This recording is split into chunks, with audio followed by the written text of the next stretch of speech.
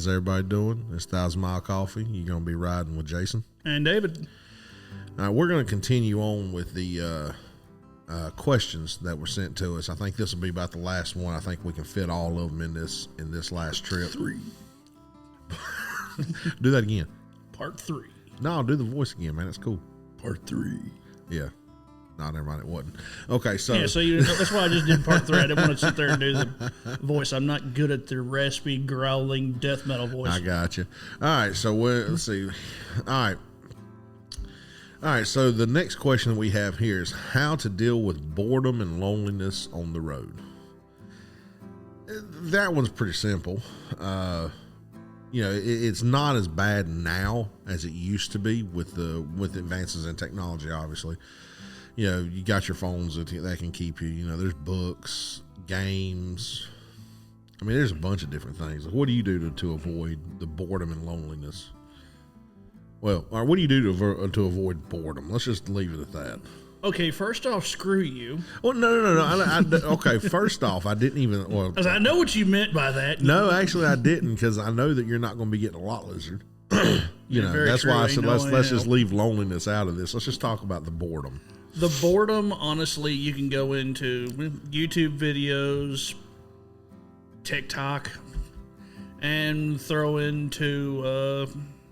I'm actually, about a couple months ago, I picked up an instrument that I've been wanting to learn how to play. I just haven't broke open the book yet. Shut up. I'm wanting to slowly teach myself how to learn to play the banjo. Yes as no as stereotypical as that is. How is that stereotypical because you want to learn to play a banjo? Well, let's see here. Start off with, you hear about how thick my drawl is, and let's throw in the fat guy in the Hawaiian shirt playing a banjo. Which this isn't technically a Hawaiian shirt. It's close enough. Okay. Anyway. Either way, but I mainly YouTube, TikTok, just random little things to help get you through the day. If that doesn't work out, I used to carry books with me, stuff like that, to help get you through the boredom. Now, how did your dad, because, your dad drove for many years before he passed away. How did he deal with the boredom? Because, I remember he drove back when this stuff wasn't around. Or do you even know? Off the top of my head, not really. I mean, he mainly drove all the time. Right. Of course, that was back in the days of, I'm going to kind of, well, technically, the government can't come after him now. He's already passed. So that was back in the days of you drove till you were tired. You took the days of paper log.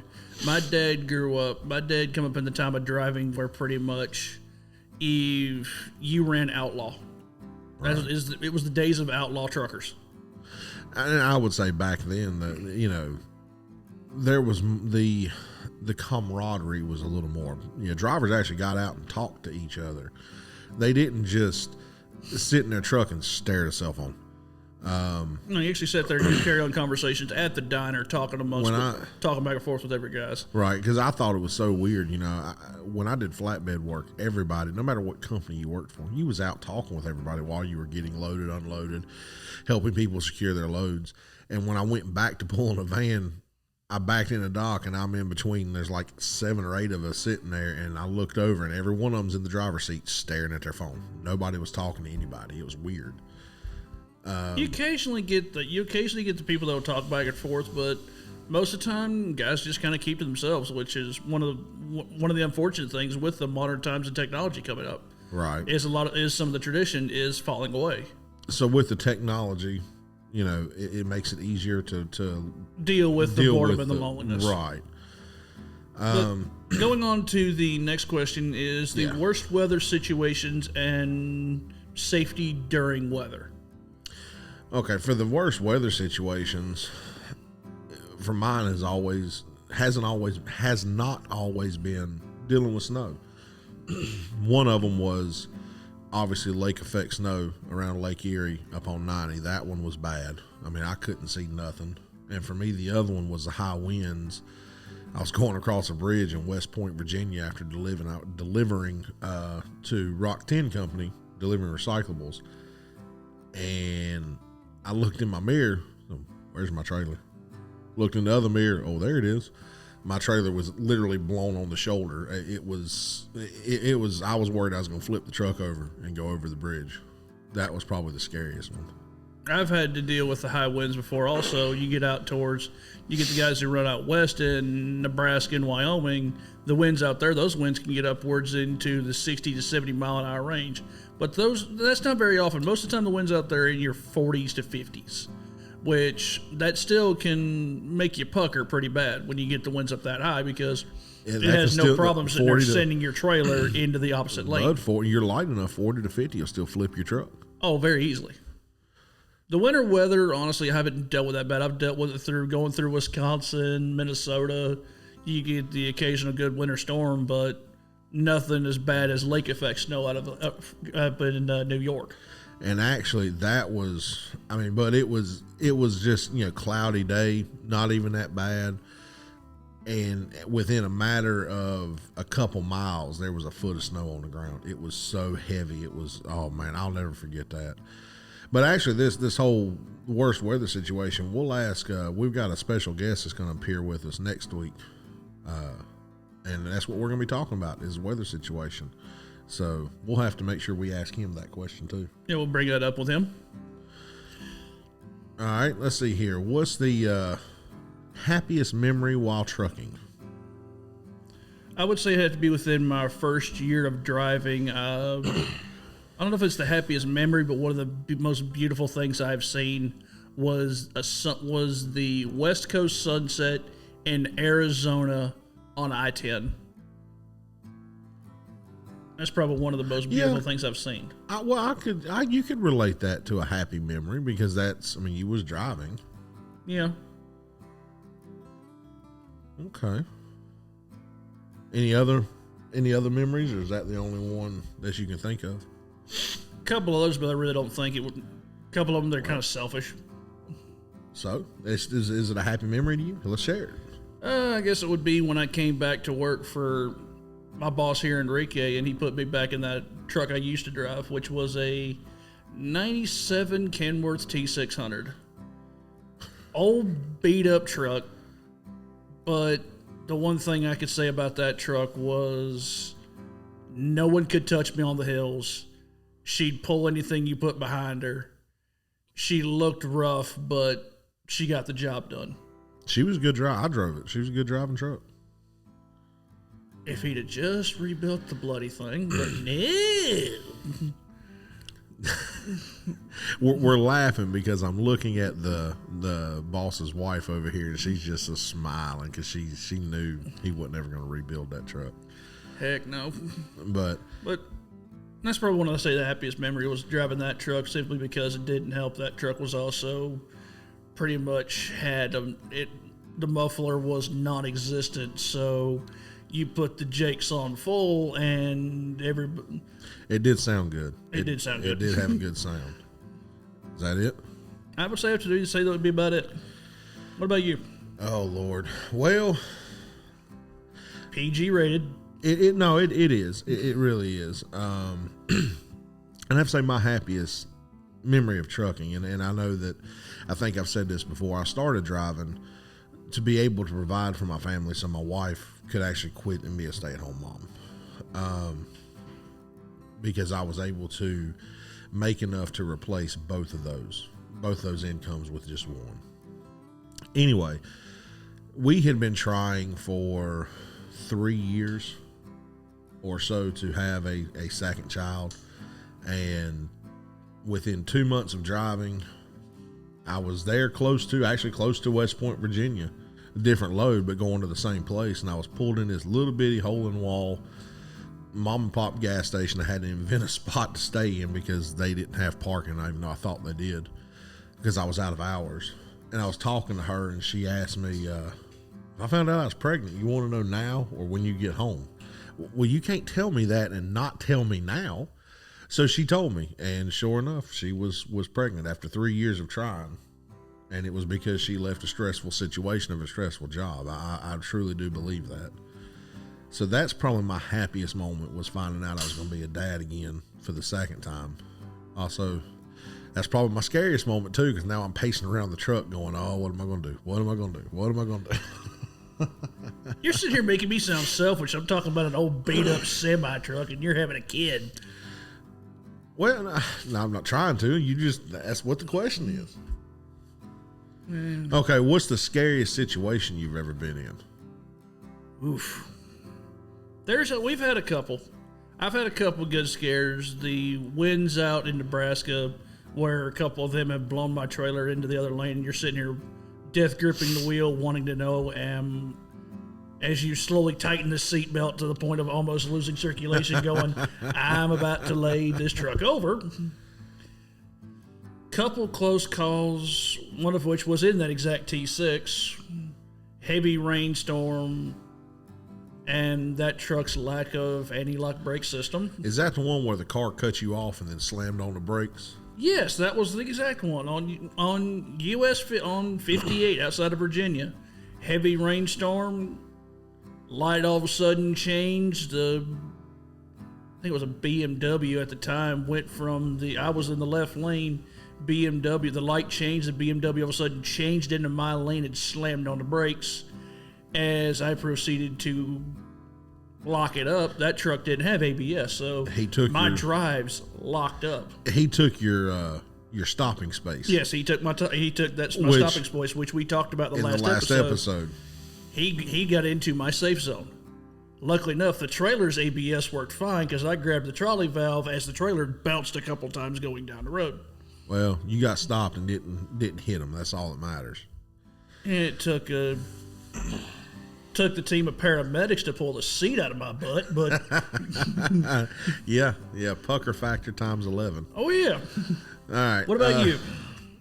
Shoot, bud. I've already said my scariest, and that was that winter the winter weather and the wind that blew over, or the wind that I felt like was going to blow me over. Which actually I didn't mention that in that same day, later that day, while I was at a truck stop, I heard on the news. Truck crossing the Chesapeake Bay Bridge actually did get blown over and went in the water. Ooh. So I thought about that because it was just a couple hours after I had felt that. That one was probably my actual scariest. All right, let's move on here. Let's see. What's a typical CB conversation like? Nothing like they used to be. Modern conversations now on CBs, you'll get what we refer to as you'll either get, normally they're quick talk conversations like, hey, is the scale up ahead open? And hey, you've got an accident about 10 miles up. Try to get around it if you can. That's about your modern conversations. Or what you really get to enjoy, the radio Rambos. Yes, you get the two guys one guy unmistakably knowing or mistaken or did it on purpose, either way, pulled out in front of another driver trying to get around somebody else, and then you'll hear the two guys banter back and forth, calling them everything under the buck, everything else, and just radio Rambos. The guys who will say, pull off, I'll kick your butt, I'll sit and everything else, but they never do anything about it. I'm going to say this too, and this is just something I thought about. In 2 videos ago, on the first part of this one of the first questions that we had was radar detectors, which, we already said radar was a no-no. Yes. But a CB is legal. And a lot of people will tell you, if you have a CB and you run with your CB on, a lot of people will pick up it and say, hey, southbound, you got one staring at you at the 94 over 2, you got one in the middle. A lot of people will tell you where the cops are sitting. So that's kind of like a radar detector. Kind of, sort of. A lot of people that's mainly all they use them for nowadays is information. Piece of information. They tell you about traffic. They tell you about the scales. Now, back in the day, the CB was how you got in touch with everybody. That's how you carry on conversations to keep yourself from being bored rolling down the road. Right. Well, the age of the cell phone has gotten rid of the need for CBs. I will say this, though. if you have a CB, don't be that guy who blares the music and hits the button and just holds it down by the speaker to let just. I don't like when that people do that. It just aggravates me. And if you're running with somebody, like me and him run together quite a bit, and we don't want to talk on the phone or we want to listen to music, we'll actually change or if we're holding a conversation on the CB, we'll actually change the station off of channel 19 to something else. That way other people don't have to listen to us. And if there's an issue of an accident or somebody's hit something on one side and they're having to lock the brakes down and you're trying to warn people that there's coming up on it, you're not trying to fight over the two of us talking over anything, Yeah. So if you're running with somebody, change the channel. If you're just having a conversation back and forth. Yeah. All right, let's move on here. Let's see, what would you like people to know about your job? Well, I mean, that's why we're doing this podcast, is so people can be informed on what it's like for a driver, especially if you're trying to look into getting into the field. You kind of know what to expect, but also not just for the drivers, but what I can't get tongue tied here. Also for the significant others, so they can know what to expect from their truck driver. Does that make sense? Yes. Okay. Let's go on here. What makes a good truck driver? There's a lot of things that make a good truck driver. There's the short answer: patience and common sense. Mainly common sense. Mainly common sense. But patience and common sense are the two biggest things that I would say make a good truck driver. Some guys would say being able to back up, being able to drive down the road, being able to go into this bad situation, stuff like that, and come out unscathed, or keeping your calm, stuff like that. Patience and common sense, honestly, are the two biggest things that I say make a truck driver. Also, you got to be a hustler. You got to have the motivation to, because there's not like your regular job where you've got somebody standing over your shoulder and telling you, you have to do this, you have to do this, you do this next, you do this. You've got to be that hustler and have the motivation to get up out of bed and know what you got to get done and get to work and get it done. I'd say that's another thing. Yeah, that is a good thing. You don't want to. I bug the ever living crud out of my boss on a daily basis, 3 and 4 times a day, because I do a lot of same day stuff where I'll pick something up and either deliver it that day or first thing the next morning. And I bug him to all in. What's next? Because I want to know to kind of help plan and know where I'm headed to, A, but B, I don't like to sit around, because if I'm sitting around, I'm not making money. Yeah. Okay, this one is kind of like this is going to be there's 3 questions here, and all 3 of these come from my aunt. She asked me these a while back, and I put them on here because I felt like somebody would want to know this. Yeah. Why do some trucks drive past the waste or drive past the scale when others are entering the scale? Well, that goes into sometimes a truck will have what's called Easy Pass, which is essentially a pre-pass system where it's a system inside the truck. It usually sits on the dash, and essentially it will tell the truck that they are able to bypass the scale. They don't have to enter. Well, it gives you the green or red light, tells you whether to pull. And it gives you a green light or red light whether to pull into the scale or you can bypass the scale. That's because a lot of your scales now have what's called weigh-in motion.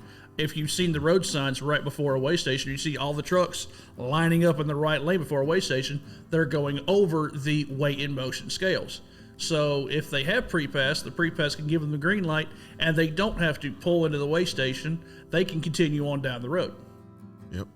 And if it pulls you the red light, then you're going to pull in the station. And that don't mean that they're always going to pull you on the scale. The weigh-in motion plates are not as accurate as the plates going into the station, because you'll have another weigh-in motion as you go into the weigh station, and you hit those plates, and then they'll decide whether to pull you on the scale or just bypass you in the bypass lane if there is one. Yes. Some states don't have the bypass lane. You're going to go on the scale. So that's a simple answer to it. Next one here is, what happens if you don't enter the weigh station when you're supposed to? This can vary beyond state to state, and this can also go into the officer's discretion or whoever's in charge of the scale. You have some scales that they're basically a no chase scale. If you blow the scale, they won't come after you. They will basically make a notion, and if you come back through there the same day, or they're going to pull you. Sometimes they're going to pull you on the scale, and they're going Right. to go, "Hey, why'd you blow past us earlier?" That's, and some of those, you'll pass them and you'll see 5 or 6 state troopers out there, and most of them will be sitting in their car waiting for somebody, and they will come after you and pull you over. And then they're going to do a full inspection on you, and you're going to get a nice ticket. And that's after they make you turn around, go back to the scale, weigh you, and if you were already legal, Just pull in.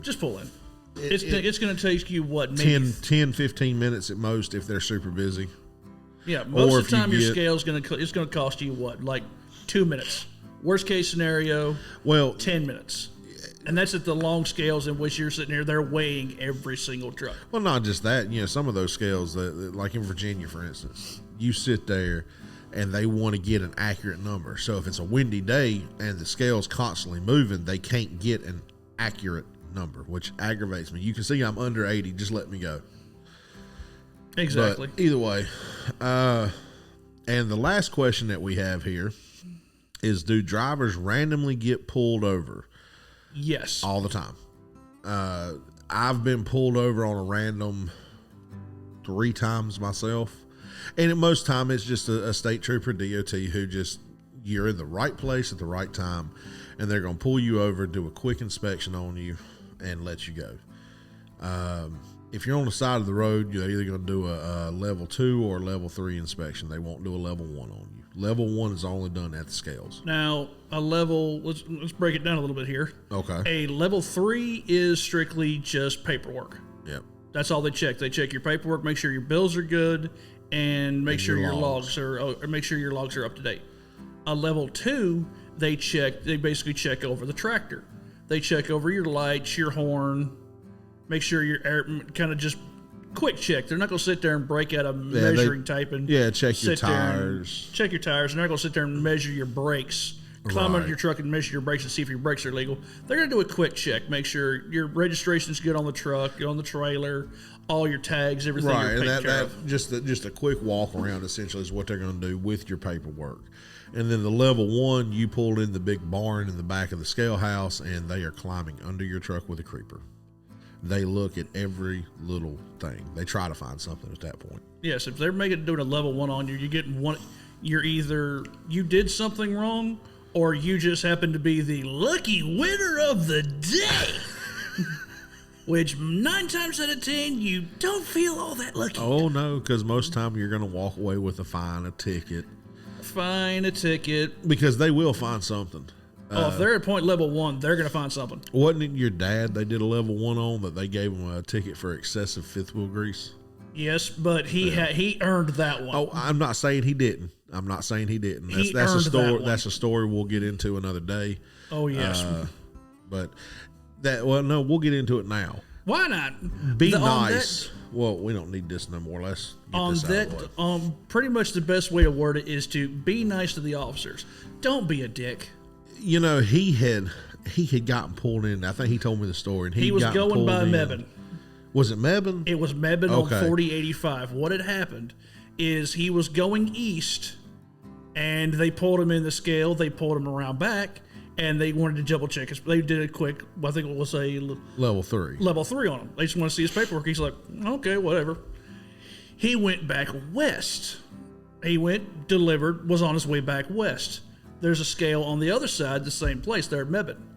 They also pulled him around back and did a level 3 again. Really? Whatever. He just said, okay, here's your paperwork. Okay, he went, did something. He was on his way back east again. They pulled him around back, and they were going to do another level 3. Or they told the driver, pull him around back. My dad slammed it into gear, pulled it around back, got out the truck, slammed the door, and just started walking around the truck. The officer walked up to him and said, "Driver, are you okay?" And pardon my English here, he said, "I'm trying to find the beeping target that is on this truck. This is the third damn time I have been pulled around back for bloody inspection." I'm taking out a lot of the language. My father was military and a professional truck driver, so. But essentially, he showed his tail. He showed his tail, and the officer said, "If you'd have been calm, I would have just let you go and said, okay, have a nice day. But since you want to be a pain in my tail, driver, you just upgraded to a level 1 inspection." Yep. Which there was nothing wrong with the truck, but they still wrote him a ticket for excess fifth wheel grease. If they're going to do a level 1 and they're mad at you, they're going to find something. They've got me. I've had several inspections. Only one of them was ever a level 1, and it was a clean inspection except for a small nick in an airline that the truck still passed the bleed down test, but he still wrote me out of service for it. Which, coming to find out, my company fought that and won because they had proof. Either way, yeah. Or at least the boss told me that he won. Whether he did or not, I don't know. But they wrote me out of service. If they write you out of service, you're sitting there until a truck comes out and either tows you away or they send a repair truck. It. And that's what they did. They sent somebody out and fixed it. Level 2, I've had several of them. Level 3. I'll tell you a funny story about a level 2 inspection I had. I had been driving for